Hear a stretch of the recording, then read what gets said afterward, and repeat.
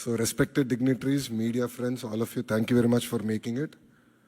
As Bhaskar Garu just stated, we all believe it's a historical movement in governance initiative.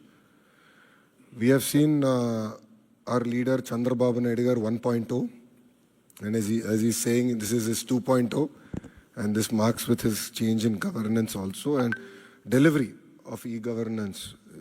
I believe that this is a true transformation that we're going to achieve.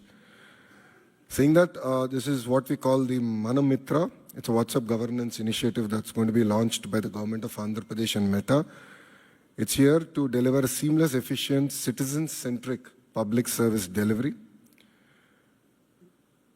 To this initiative, we believe that Andhra Pradesh is again at the forefront of e-governance initiatives.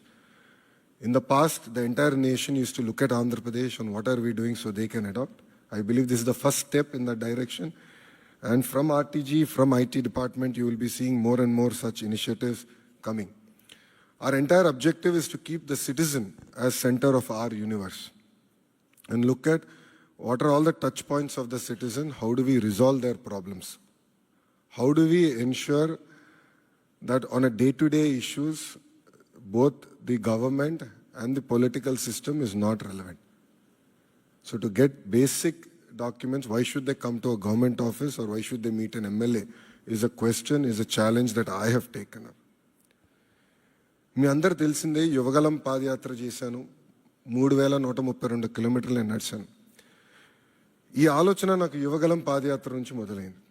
మీరు ఒక్కసారి కానీ మా స్పీచ్లు కూడా మీరు చూస్తుంటే, నా speech చూస్తుంటే నేను పదే పదే చెప్పేవాడిని, ఒక బటన్ నొక్కితే భోజనం వస్తుంది, ఒక బటన్ నొక్కితే సినిమా చూస్తున్నాం, ఒక బటన్ నొక్కితే ట్యాక్సీ వస్తుంది, కానీ ఒక బటన్ నొక్కితే ఎందుకు ప్రభుత్వం మీ దగ్గరికి రావట్లేదు, ఆ ఛాలెంజ్ నేను స్వీకరిస్తున్నానని ఆనాడు చెప్పాను.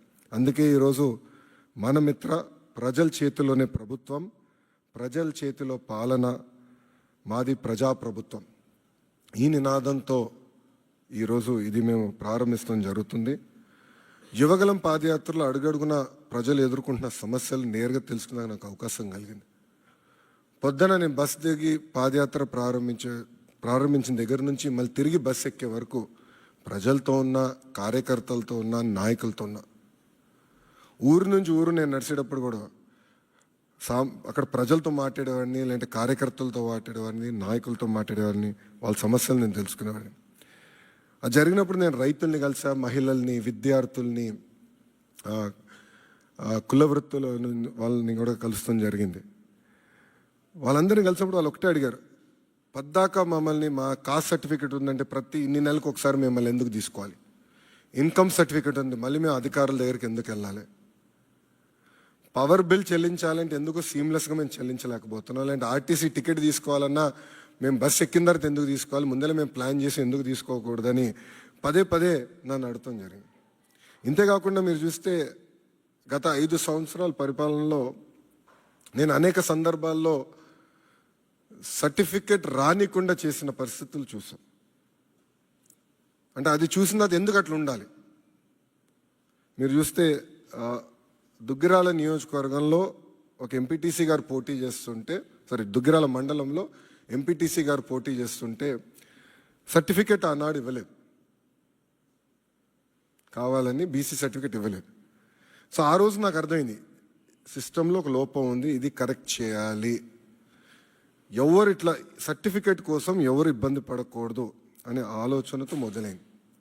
మీరు చూస్తే ఇప్పుడు అందరి జోబులో, ప్రతి ఇంట్లో ఒక స్మార్ట్ ఫోన్ ఉంది, అందరి జోబులో స్మార్ట్ ఫోన్ ఉంది. మా అంచనా ప్రకారం 60% మందికి స్మార్ట్ ఫోన్ అనేది ఈరోజు ఉంది. దాంట్లో ప్రధానంగా వాట్సాప్ అనేది అందరు ఇన్స్టాల్ చేసుకుంటారు. మీరందరూ కూడా వేలాది గ్రూపుల్లో ఉంటారు.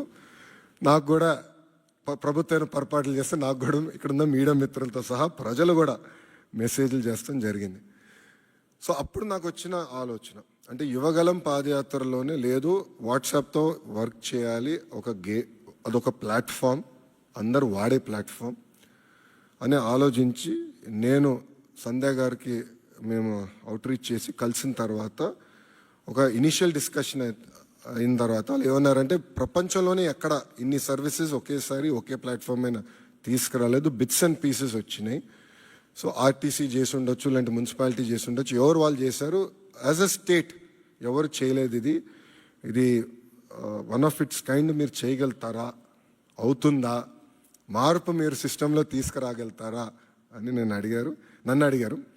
సో అక్టోబర్ 22, 2024లో ఢిల్లీలో MOU ఒప్పందం కుదుర్చుకుంటాం జరిగింది. ఆ రోజు నేను ఛాలెంజ్ స్వీకరించాను. డిసెంబర్ నెలాఖరికల్లా లాంచ్ చేస్తామని నేను చెప్తాం జరిగింది. వాస్తవంగా 1 నెల ఎక్కువ తీసుకున్నాం. సో 3 నెలలు 9 రోజుల తర్వాత, అంటే MOU సంతకం పెట్టిన 3 నెలలు 9 రోజుల తర్వాత ఇది లాంచ్ చేస్తాం జరిగింది.